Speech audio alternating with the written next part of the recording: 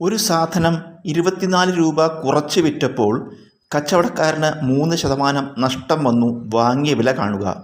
ഒരു സാധനം 24 രൂപ കുറച്ച് വിറ്റപ്പോൾ 24 രൂപ കുറച്ച് വിൽക്കുക എന്നതിൻ്റെ അർത്ഥം 24 രൂപ നഷ്ടം സഹിച്ച് വിൽക്കുക. 24 രൂപ കുറച്ച് വിൽക്കുക പറഞ്ഞാൽ 24 രൂപ നഷ്ടം സഹിച്ച് വിൽക്കുക. അപ്പോൾ ഇവിടെ നഷ്ടം 24 രൂപയാണ്. നഷ്ടശതമാനം തന്നിട്ടുണ്ട്. നമുക്ക് വാങ്ങിയ വിലയാണ് കാണേണ്ടത്. ഇത് തമ്മിൽ ബന്ധിപ്പിക്കുന്ന ഫോർമുല, അതായത് നഷ്ടവും നഷ്ടശതമാനവും വാങ്ങിയ വിലയും, നഷ്ടവും നഷ്ടശതമാനവും വാങ്ങിയ വിലയും തമ്മിൽ ബന്ധിപ്പിക്കുന്ന സൂത്രവാക്യമാണ് നഷ്ടശതമാനം സമം നഷ്ടം ബൈ വാങ്ങിയ വില ഇൻറ്റു 100. വില കൊടുക്കുക. നഷ്ടശതമാനം എത്ര? 3 അപ്പോൾ 3 സമം നഷ്ടം എത്ര? 24. 24 ബൈ വാങ്ങിയ വില അറിയില്ല, അത് നമുക്ക് എക്സ് എടുത്തു. 24 by X into 100 by X അങ്ങോട്ട് എടുക്കുമ്പോൾ ഇൻറ്റു എക്സ് ആവും.